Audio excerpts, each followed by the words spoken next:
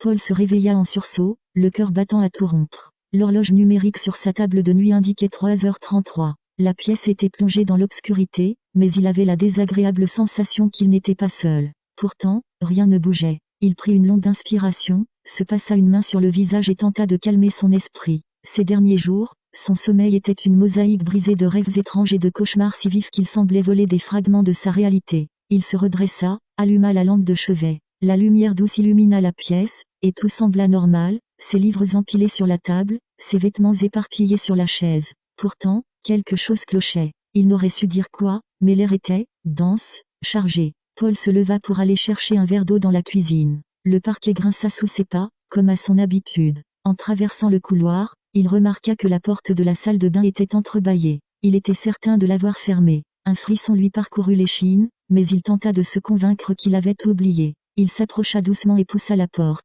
La pièce était vide, éclairée par une lueur froide venant de la rue. Pourtant, en se regardant dans le miroir, il eut une étrange sensation de décalage. Son reflet semblait légèrement en retard par rapport à ses mouvements, comme si un infime délai séparait son geste et sa représentation. Il secoua la tête et retourna dans la cuisine. L'eau coulait doucement lorsqu'il remplit son verre. Tout semblait redevenir normal. Mais lorsqu'il éteignit le robinet, il entendit un bruit derrière lui, un léger froissement, comme un vêtement que l'on traîne. Il se retourna brusquement, mais la pièce était vide. Ses mains tremblaient légèrement lorsqu'il posa le verre sur le comptoir. Il retourna dans sa chambre, décidé à se recoucher et à oublier cette impression persistante de malaise. Mais en ouvrant la porte de sa chambre, il s'arrêta net.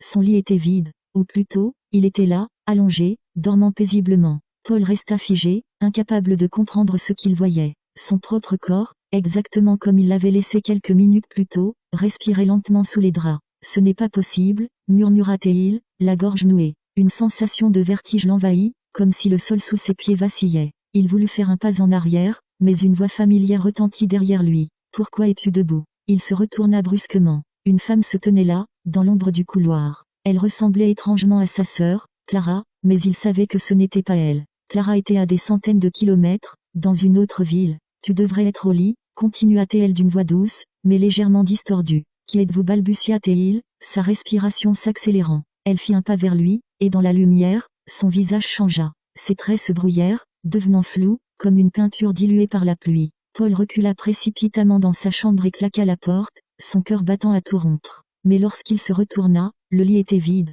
son corps avait disparu. Il cligna des yeux, et soudain il était ailleurs. Une rue déserte, plongée dans la brume. Les réverbères projetaient une lumière blafarde, éclairant un trottoir mouillé. Paul ne comprenait pas comment il s'était retrouvé là. « Est-ce que je rêve » murmura-t-il en se frottant les tempes. Une silhouette apparut au loin, avançant lentement vers lui. À mesure qu'elle se rapprochait, il sentit une tension croissante, une peur instinctive. La silhouette marchait comme si elle savait exactement où elle allait, comme si elle venait pour lui, et cria-t-il, espérant une réponse. Mais la silhouette continua d'avancer en silence. Lorsqu'elle fut assez proche, il réalisa qu'elle portait ses vêtements, son manteau, ses chaussures. Et pire encore, elle avait son visage. C'était lui. « Tu ne peux pas fuir », dit la silhouette avec un sourire glacial. Paul recula, trébucha, et tomba lourdement sur le trottoir. Lorsqu'il leva les yeux, la silhouette était juste au-dessus de lui, tendant une main. Il se réveilla en sursaut. Il était de retour dans son lit. La lampe de chevet était toujours allumée. Il toucha son visage, son torse, pour s'assurer qu'il était entier, réel. L'horloge indiquait 3h33. Son souffle était court, et chaque bruit de l'appartement lui semblait amplifié. Il se leva à nouveau pour aller dans la cuisine, mais cette fois, le couloir était plus sombre, plus étroit. Les murs semblaient se refermer sur lui.